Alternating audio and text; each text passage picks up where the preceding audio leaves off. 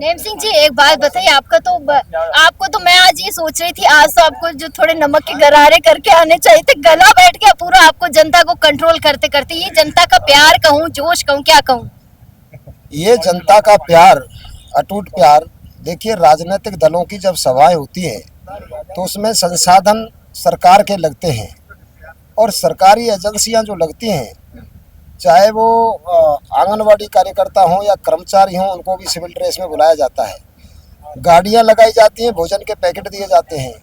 ये रैली एक बड़ी रैली इसलिए है कि इसमें जनता अपने संसाधनों से आई है। किसी को कोई 1 रुपया पेट्रोल का भी खर्चा नहीं किया, और इतनी बड़ी ऐतिहासिक सभा होना ये अपने आप में एक बहुत बड़ा संदेश है। भरतपुर धौलपुर डीग की जनता लोकसभा चुनावों में अपना संदेश दे चुकी है। यहाँ से जो आवाज़ लोकसभा चुनावों में उठी थी तो पूर्वी राजस्थान तक, बाड़मेर तक पार बोली। आज यहाँ से जो हुंकार सभा हुई है, ये उत्तर प्रदेश, हरियाणा और दिल्ली तक पार बोलेगी। आज हनुमान बेनीवाल जी को हमने आमंत्रण दिया, वो इसलिए दिया कि वो सदन में एक मजबूत लड़ाका चाहिए। हमारी सांसद यहाँ से हैं संजना जाटव, उन्होंने भी सदन में हमारा मुद्दा बनते ही पहला मुद्दा वही उठाया। भाई हनुमान बेनीवाल जी ने 19 में भी उठाया, 24 में बने फिर भी हमारा मुद्दा बार बार उठाया है। और आज उन्होंने जो जिम्मेदारी ली है कि ये लड़ाई मेरे ऊपर छोड़ो, हमने उनको ज्ञापन दे दिया है।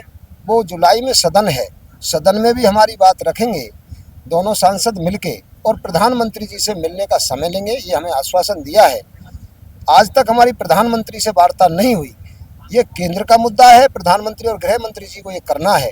इसके लिए माननीय हनुमान बेनीवाल जी समय लेंगे, और आरक्षण संघर्ष समिति के सदस्य शीघ्र ही दिल्ली वार्ता करेंगे। निश्चित तौर पर इसका समाधान होगा। आज तक इतनी बड़ी सभा, आम जनता सड़क पर आ जाए तो इससे महसूस हो जाना चाहिए भारतीय जनता पार्टी को जनता में जन आक्रोश है, और ये हमारी वाजिब मांग है। पूरे राजस्थान के हमारे भाइयों को आरक्षण है, तो हमारे साथ अन्याय क्यों? वो कहते हैं कि घिरे हैं सवालों से जवाब चाहिए, और गर नहीं है जवाब तो इंकलाब चाहिए। आज इंकलाब आपको देखने को मिला है। अच्छा, एक सवाल आपसे पूछूंगी। सीएम भी आप ही के हैं, अब आपके मतलब तो आपके भरतपुर से ही आते हैं, तो आपके हुए और हमारे भी हैं, वो भी यहीं के हैं। 2.5 साल से ऊपर का वक्त हो गया उनको बने हुए। तो कभी इन 2.5 सालों में उन्होंने कभी किसी संघर्ष समिति से बात करने की कोशिश की? आप लोगों से कभी कांटेक्ट किया हो कि इस बारे में हमें आवाज उठानी चाहिए? देखिए, सीएम साहब हमारे परिवार के हैं और हमसे उम्र में बड़े हैं, हम उनका सम्मान करते हैं।